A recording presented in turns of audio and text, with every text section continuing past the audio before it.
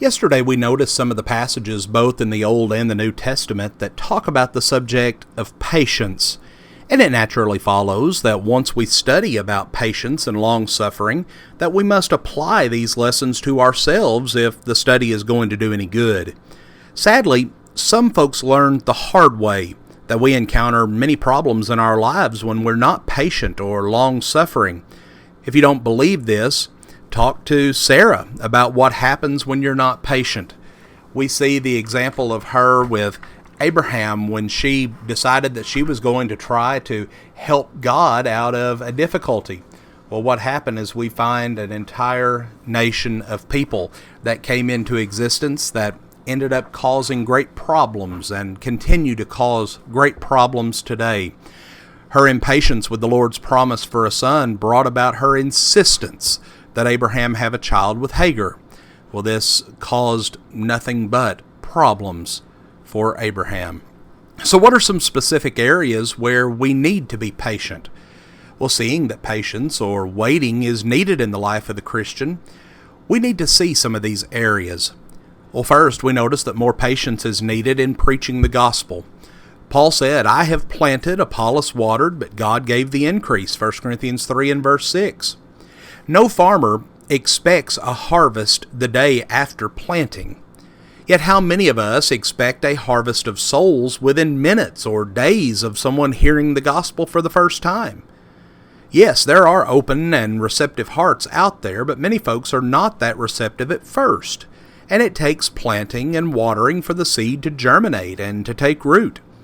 Are we as patient as we ought to be when spreading the gospel? Well, oftentimes we're not. Paul told Timothy, "Preach the word, be instant in season, out of season, reprove, rebuke, and exhort with all longsuffering and doctrine," 2 Timothy 4 and verse 2. But notice, please, that all longsuffering and doctrine is to characterize our work, whether we're reproving, rebuking, or exhorting a person. Be honest, are we really as patient with people as we ought to be? Well, I'm afraid that too often we are expecting immediate results from seeds sown in a field that first needs the weeds to be pulled. We need to be patient in teaching the lost and bringing others to Christ. Yes, about 3,000 were saved when Christ's death, burial, and resurrection was preached for the first time on Pentecost in Acts chapter 2. However, do we not also realize that before this event in Acts 2 took place, Christ had been preaching to some of these people for 3 years? John taught even longer than that. And God had been long-suffering with the nation as a whole for 4,000 years before that. So let us learn from the example of God and be patient with people. Teach them what they need to do in order to be saved. Water the seed and remember that you were once lost too, as you try to pull the weeds. More patience is also needed with dealing with those who do not want us to serve God. By doing a little study on patience, long-suffering, and waiting, and similar words, we find God's encouragement to people who are struggling with hard times.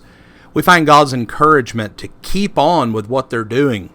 But it's sad to say that if you have not lovingly submitted to Christ's plan for salvation, then not everyone is going to be supportive of you making that decision.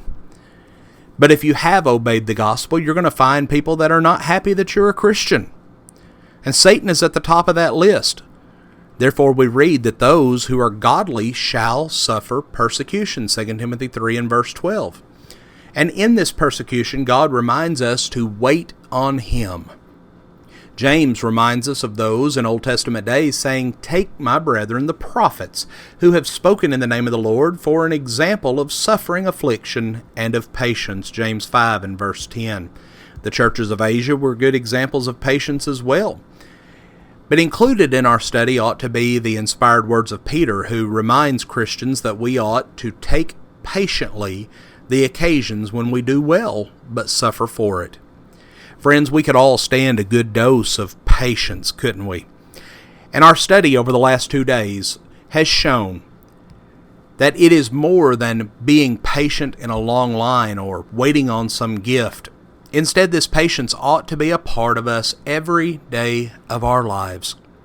We need to learn to wait upon the Lord and to suffer long if need be, so that we can see a home in heaven when this life ends. Friends, we thank you for joining us for our program today, and have a blessed day.